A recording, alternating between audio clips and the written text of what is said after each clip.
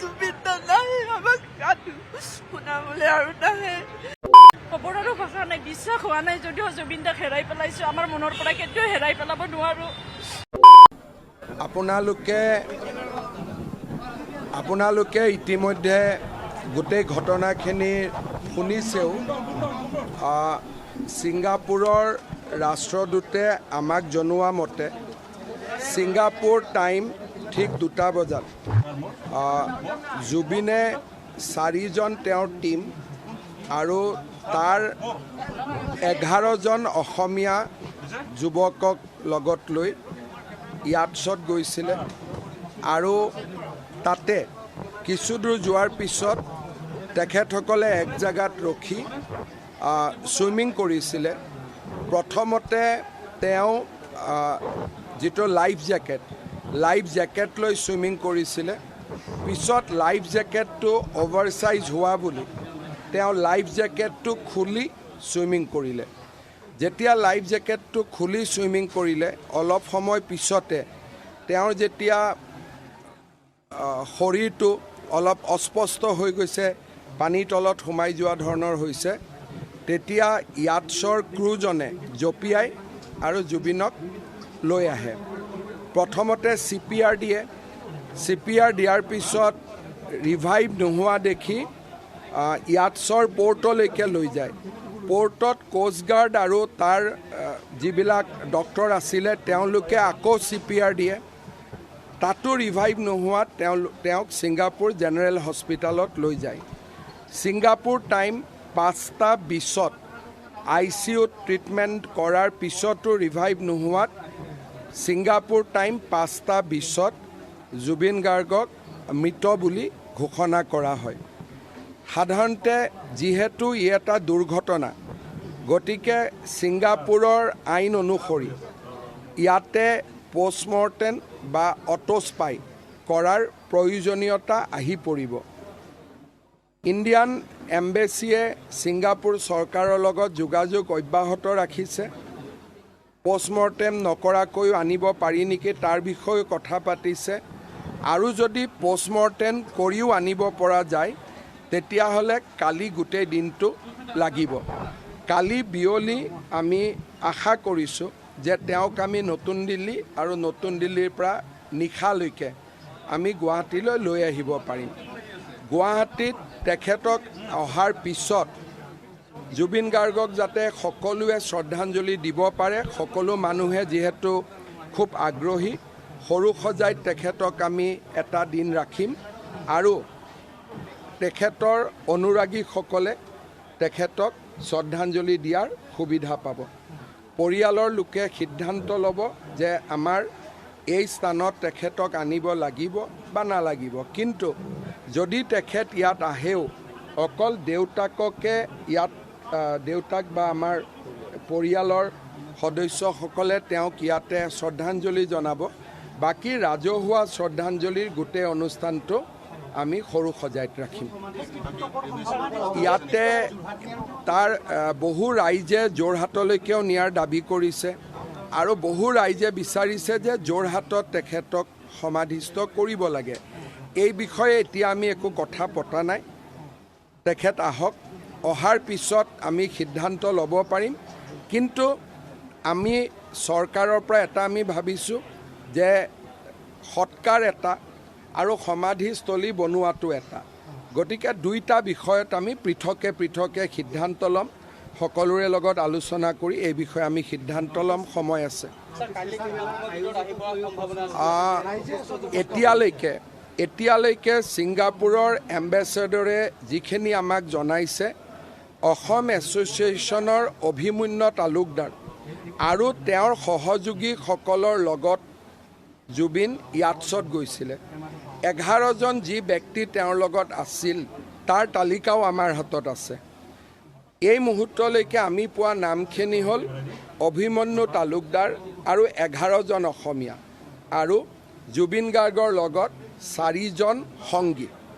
11 আৰু 4 15 আৰু 2জন ক্ৰু গতিকে এতিয়ালৈকে ইয়াতছৰ ঘটনাত জড়িত বা জুবিনৰ লগত থকা নাম এইকেইটা এইকেইটাৰ ভিতৰত যিসকল নাম আছে তেওঁলোকক যদি ছিংগাপুৰ পুলিচে সোধা পোছা কৰে বা অসম আৰক্ষী বা ভাৰতৰ পৰা আমি কাৰোবাক পঠাব লাগে সেই বিষয়ে কেন্দ্ৰীয় গৃহমন্ত্ৰীৰ লগত মই কথা পাতিম কিন্তু ইয়াতছত যিসকল আৰোহী আছিলে বা জুবিনৰ লগত শেষ সময়খিনি কটাইছিলে তেওঁলোকৰ তালিকাখন ইতিমধ্যে আমাৰ হাতত আহিছে তেওঁলোক ছিংগাপুৰৰ অসমীয়া তেওঁলোক ভাৰতীয় গতিকে যেহেতু ভাৰতীয় তেওঁলোকক সোধা পোছা কৰাত আমাৰ কোনো অসুবিধা নাই আমি তেওঁক ইয়াতে মাতি আনি তেওঁলোকক এজন এজনকৈ আমি সুধিব পাৰিম কিন্তু ইয়াৰ যিটো গোচৰটোতো ছিংগাপুৰত হ'ব আৰু ছিংগাপুৰৰ আৰক্ষীয়েও তাৰ আইন কানুন আছে ডেফিনেটলি সুধিব কিন্তু অসমৰ ৰাইজক গোটেই ঘটনাটো জনোৱাৰ কাৰণে তেখেতৰ লগত থকা আমি সংগী বুলিয়ে কওঁ বা আমাৰ ছিংগাপুৰত থকা অসমীয়া ৰাইজ বুলিয়ে কওঁ যি 11জন আছিল তেওঁলোকৰ আমি ষ্টেটমেণ্ট নিশ্চয় ল'ব পাৰিম কাৰণ কোনো ছিংগাপুৰ চিটিজেন নহয় সকলো ভাৰতীয় নাগৰিক জুবিনৰ লগত 4জন আছিলে মই আপোনালোকক একজেক্টলি যিটো ৰাষ্ট্ৰদূতে মোলৈকে পঠাইছে মই সেইটোৱে পঢ়ি দিব খুজিছোঁ ইয়াতে আছিলে group head 11 local Assamese including Abhimanyu Talukdar plus 5 from Zubeen team including Zubeen তাৰমানে 11 + 5 16 এণ্ড 2 ক্ৰু মেম্বাৰ তাৰমানে ইয়াটছখনৰ যিসকল পাইলট আছিল গতিকে 4জন জুবিনৰ মিউজিক টিমত বা জুবিনৰ লগত যোৱা এজন জুবিন নিজে 16জন আৰু 2জন ক্ৰু মেম্বাৰ 18জন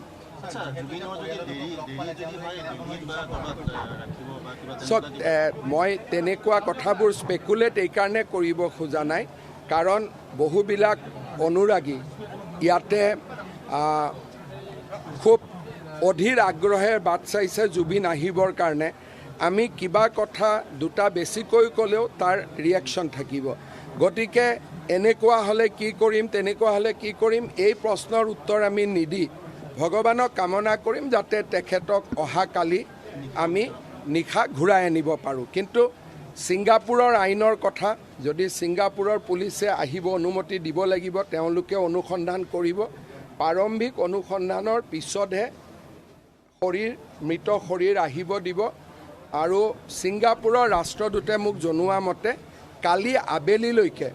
জুবিন ঘূৰি আহিব পাৰিব বুলি ভাৰতলৈ তেওঁ আশাবাদী এতিয়ালৈকেতো এই যিটো লিষ্টখন আছে সেই লিষ্টত শ্যামকানু মহন্তৰ নাম নাই যি 11জন প্লাছ 5জন প্লাছ এজন জুবিন নিজে আৰু 2জন 18জনৰ ভিতৰত শ্যামকানু মহন্তৰ নাম নাই কিন্তু বাকী কিবা যদি তেওঁৰ ওপৰত অভিযোগ থাকে জুবিনৰ টিমৰ ল'ৰা যিখিনি 4জন লগত আছে বা অভিমন্যু তালুকদাৰ তেওঁলোকে যদি কিবা কয় শ্যামকানু মহন্তৰ বিষয়ে আমি সুধিব পাৰিম কিন্তু এই 18জনৰ যিটো তালিকা 18জন মানে ইনক্লুডিং জুবিন 17জনৰ তালিকাত শ্যামকানু মহন্ত নাছিলে ইয়াতছত যেতিয়া গৈছিল তাত শ্যামকানু মহন্তৰ নাম সেই লিষ্টখনত নাই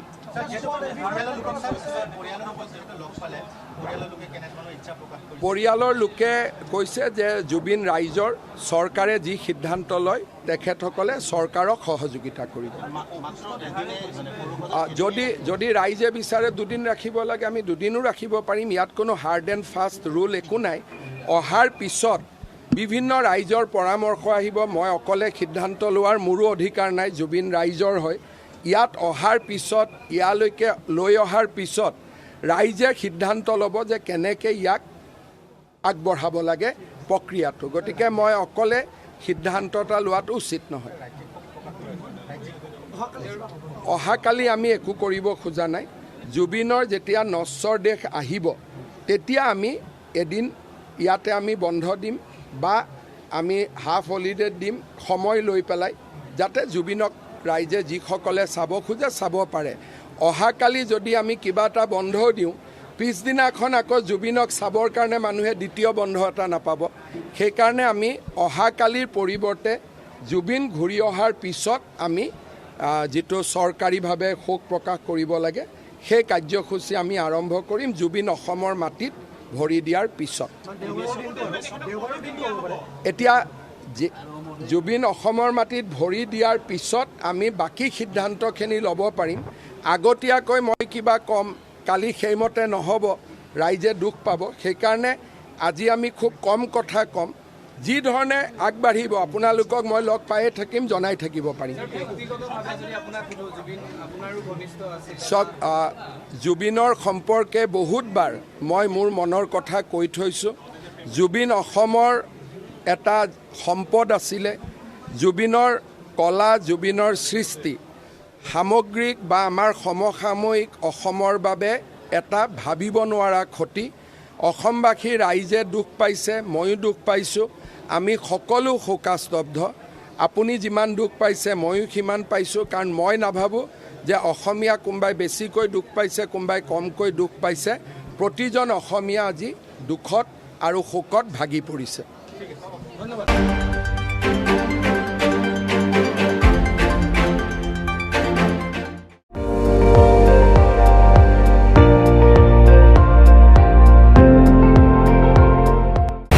আপুনি চাই আছে ND24 সৰ্বশ্ৰেষ্ঠ নহয় সৰ্বোত্তমৰ দৌৰত